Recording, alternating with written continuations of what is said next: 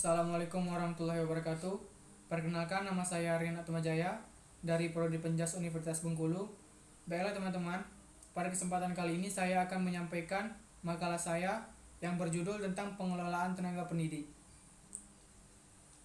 Langsung saja kita mau masuk ke pembahasannya. Yang pertama itu pendahuluan, di mana pendidikan Indonesia berfungsi mengembangkan kemampuan dan membentuk watak serta peradaban bangsa yang bermartabat dalam rangka mencerdaskan kehidupan bangsa serta mengembangkan potensi peserta didik agar menjadi manusia yang beriman dan bertakwa kepada Tuhan Yang Maha Esa, berakhlak mulia, sehat, berilmu, bertanggung jawab.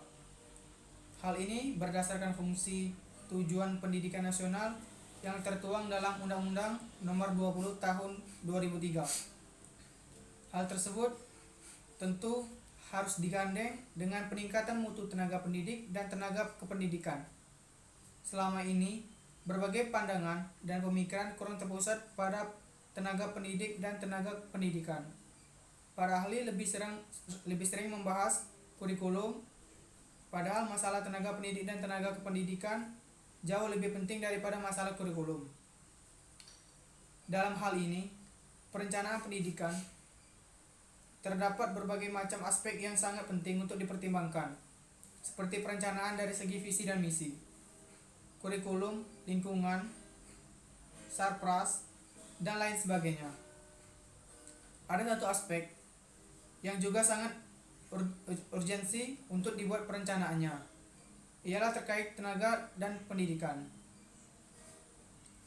Lanjut ke bab 2, itu permasalahan.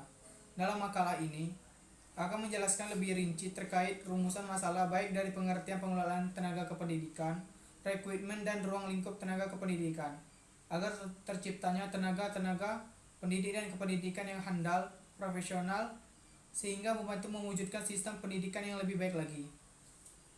Dalam ruang lingkup tenaga kependidikan terdapat pembahasan mengenai pembinaan, pendidikan pelatihan, pengajian, tunjangan dan kesejahteraan, kenaikan pangkat, daftar penilaian pelaksanaan pegawai. Kegiatan belajar mengajar tanpa peran tenaga kependidikan akan mengalami gangguan.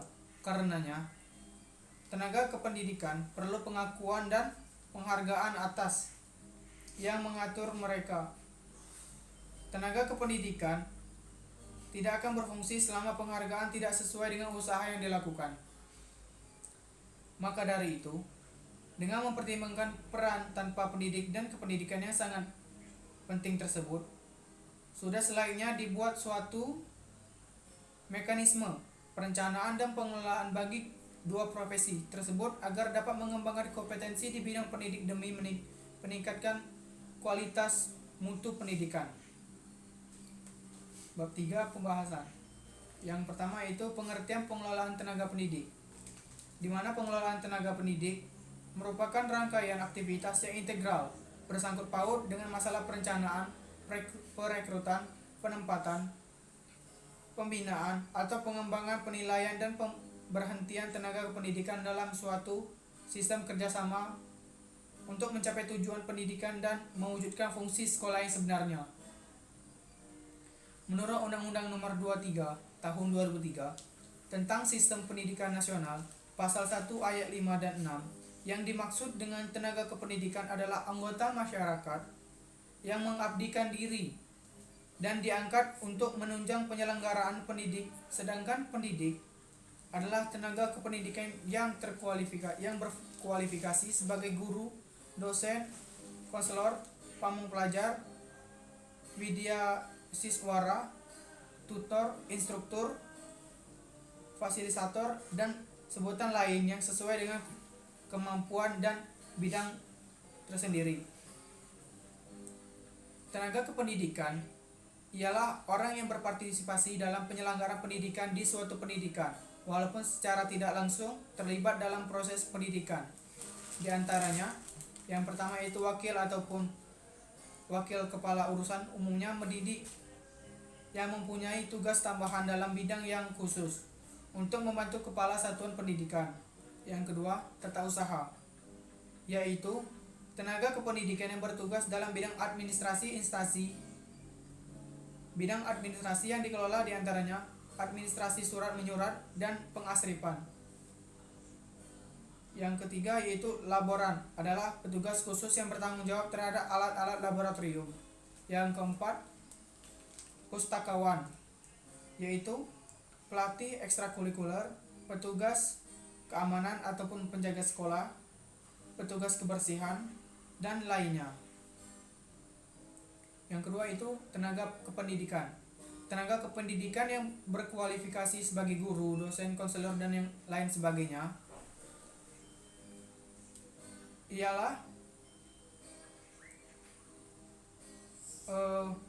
menurut Undang-Undang Nomor 20 Tahun 2003 Pasal 12, tenaga kependidikan adalah orang masyarakat yang mengabdikan diri dan diangkat untuk menunjang penyelenggaraan pendidikan.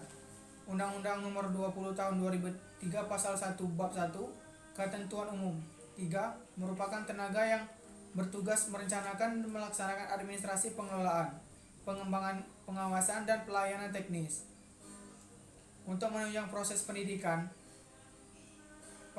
Menurut Undang-Undang Nomor 20 Tahun 2003 Pasal 39 Ayat 1, definisi pengelola tenaga pendidik dan kependidikan dalam organisasi pendidikan. Tenaga pendidik dan kependidikan ini merupakan sumber daya manusia potensial yang turut berperan dalam mewujudkan tujuan pendidikan. Pengelolaan tenaga pendidikan dan kependidikan itu masuk ke dalam organisasi pendidik sampai akhirnya berhenti melalui proses SDM, perekrutan, seleksi, penempatan, pemberian kompensasi, penghargaan, pendidikan, dan latihan ataupun pengembangan pemberhentian. Yang terakhir yaitu simpulan. Pengelolaan tenaga kependidikan merupakan rangkaian aktivitas yang integral bersangkut paut dengan masalah perencanaan, perekrutan, penempatan, pembinaan atau pengembangan, penilaian, dan pemberhentian tenaga kependidikan dalam suatu sistem kerja untuk mencapai tujuan pendidik dan mewujudkan fungsi sekolah yang sebenarnya. Dalam ruang lingkup tenaga kependidikan ada rekrutmen. Rekrutmen secara umum didefinisikan sebagai pencarian ataupun penggandaan calon tenaga pendidik dan kependidikan yang berkualitas dan potensial. Kemudian pembinaan atau pengembangan tenaga kependidikan merupakan usaha memberdayagunakan, memajukan, dan meningkatkan produktivitas kerjasama setiap tenaga kependidikan yang ada di seluruh manajemen organisasi dan jenjang pendidikan. Pembinaan tenaga kependidikan meliputi pembahasan pendidikan, pelatihan, pengajian, tunjangan kesejahteraan, kenaikan pangkat, dan daftar penilaian pelaksanaan pegawai. Baiklah, mungkin hanya itu yang dapat saya sampaikan kepada teman-teman sekalian. Jika ada kesalahan ataupun kekhilafan, mohon diberikan saran untuk kedepannya. Lebih dan kurang saya akhiri. Wassalamualaikum warahmatullahi wabarakatuh.